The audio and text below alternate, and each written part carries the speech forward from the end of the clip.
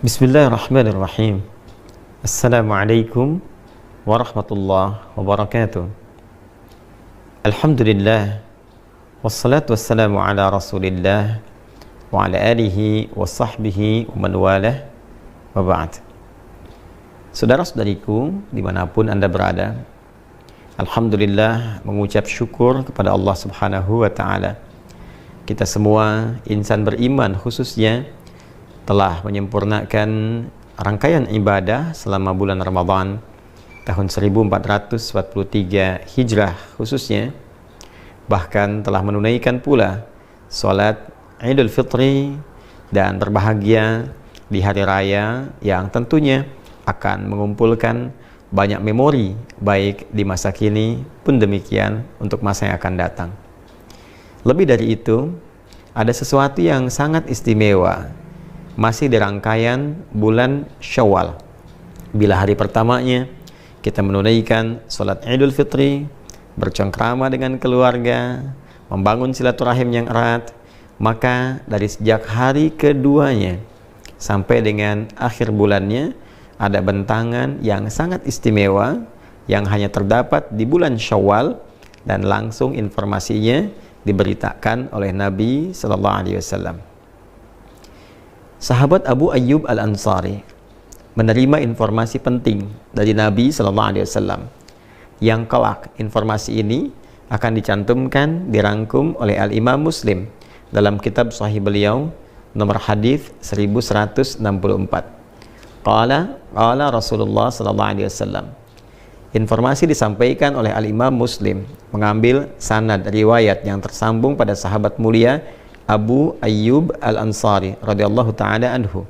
Beliau menyampaikan satu kali Rasulullah sallallahu alaihi wasallam pernah bersabda, "Man shama Ramadhana thumma atba'ahu sittan bin Syawal," atau di riwayat lain bisittin min Syawal, fakana kasyami dahri.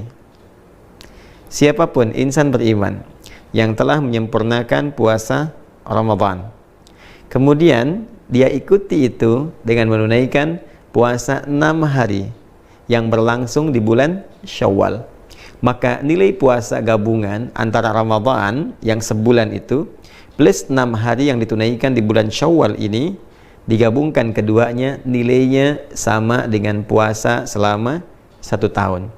Masya Allah, sebulan ditambah 6 hari itu punya nilai yang setara dengan 1 tahun. Ada 3 hal penting yang dapat diulas dari keterangan hadis ini. Yang pertama, Nabi Muhammad SAW memberikan apresiasi yang tinggi kepada setiap insan beriman yang telah menyempurnakan puasa Ramadan dengan memberikan satu tambahan 6 hari puasa lagi, yang dengan 6 hari ini nilai keseluruhannya menjadi puasa yang setara dengan 1 tahun penuh. Ini rumusnya bisa didapati dalam Quran surah ke-6 Al-An'am di ayat 160. Ketika Allah Subhanahu wa taala memberikan keutamaan khusus, keistimewaan spesial untuk Rasulullah sallallahu alaihi wasallam yang diperintahkan untuk diviralkan kepada umatnya, bahwa man jaa bil hasanati falahu asyru amsalihha. Siapapun insan beriman yang mengerjakan satu perbuatan baik bernilai ibadah, maka di sisi Allah tertuliskan nilainya 10 kebaikan. Setiap satu pekerjaan mulia, satu ibadah, nilainya sama dengan 10 di sisi Allah Subhanahu wa ta'ala. Jadi, kalau ada yang menunaikan puasa Ramadan sempurna selama sebulan, maka dikalikan 10, singkatnya senilai dengan 10 bulan.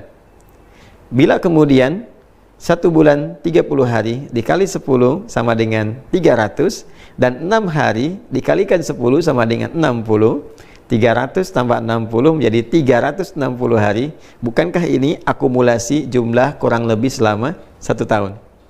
Maka nilai fantastis ini diberikan oleh Allah Subhanahu wa taala sebagai hadiah untuk umat Nabi Muhammad sallallahu alaihi wasallam melalui kemuliaan Rasulnya. Puasa 1 bulan Ramadan plus 6 hari Syawal nilainya sama dengan 1 tahun penuh. Yang kedua, ini yang paling penting juga untuk dipahami, bahwa teknis penunaian puasa Syawal ini diungkapkan dengan kalimat thumma atba'ahu sittan, kemudian diikuti menggunakan diksi kata thumma, lalu menggunakan kata atba'a. Ini memberikan kesan kepada kita bentuk umum dengan dua pemaknaan, bisa berurutan, bisa juga berselang.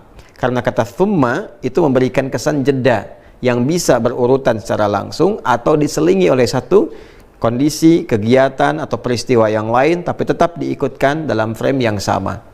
Artinya penunaian ibadah siam sunnah di bulan Syawal ini selama 6 hari itu bisa dilakukan dengan dua cara. Bisa berurutan, berangkai bersamaan, hari kedua, ketiga, keempat, kelima, keenam, ketujuh di bulan Syawal. Jadi sejak dimulai dari hari kedua boleh puasa. Kalau ingin langsung berurutan, ketiga, keempat, kelima, keenam, dan hari ketujuh, 6 hari. Jadi selesai kalau dikerjakan berurutan di hari yang ketujuh di bulan Syawal. Karena hari pertama haram hukumnya berpuasa. Namun jika ada kondisi yang menjadikan tidak memungkinkan dilakukan secara berurutan, maka boleh. Misal diselang dulu selama 1 hari, 2 hari, atau berdasar kondisi tertentu. Boleh jadi hari kedua masih ada pertemuan keluarga, masih banyak hidangan-hidangan yang dipersembahkan, kadang kunjungan ada makanannya. Maka sunnah yang terbaik adalah tidak berpuasa, karena sedang suasana bahagia, kemudian dijamu, dan sunnahnya kita membatalkan makan bersama. Itu yang didahulukan.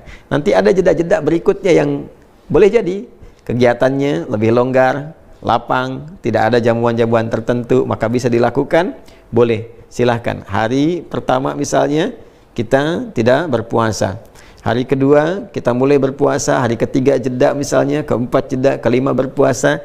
Yang penting ada bentangan waktu sebulan untuk ditempuh guna menyempurnakan 6 hari puasa Syawal ini. Yang ketiga, persoalan fikih yang juga tidak kalah penting.